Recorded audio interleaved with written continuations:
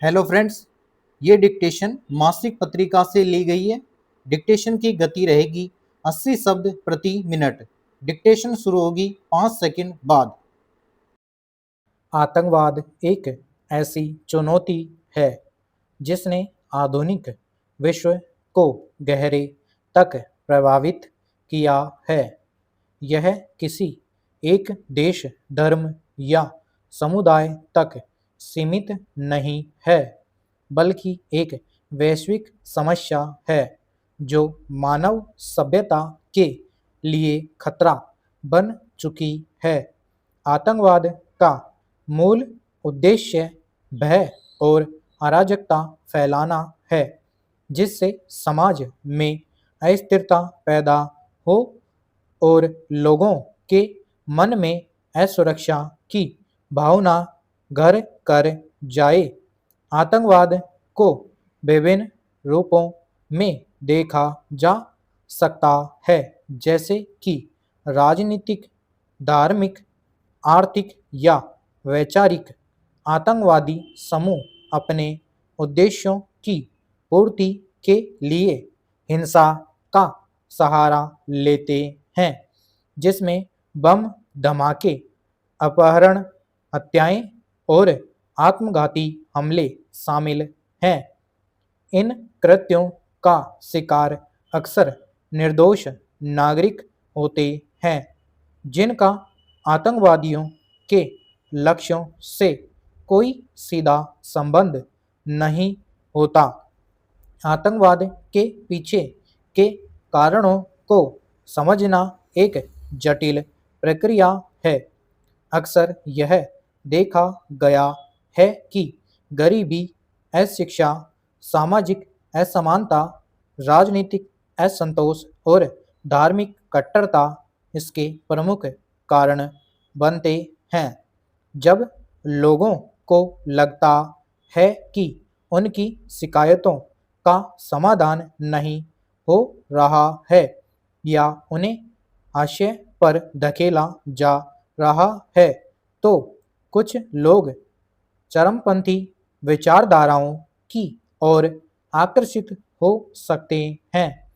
इसके अतिरिक्त कुछ बाहरी ताकतें भी अपने भू राजनीतिक हितों के लिए आतंकवादी समूहों को समर्थन और फंडिंग प्रदान करती हैं, जिससे यह समस्या और भी गंभीर हो जाती है। पैरा आतंकवाद के कई रूप हैं, जिनमें से कुछ प्रमुख इस प्रकार हैं। धार्मिक आतंकवाद, जो अपनी हिंसा को धार्मिक सिद्धांतों या मान्यताओं से सही ठहराते हैं। राजनीतिक आतंकवाद, जिसका उद्देश्य सरकार को अस्थिर करना या राजनीतिक व्यवस्था में बदलाव लाना होता है। राज्य प्रायोजित आतंकवाद, जहां कुछ देश अपने राजनीतिक उद्देश्यों की पूर्ति के लिए आतंकवादी समूहों को गुप्त रूप से समर्थन देते हैं।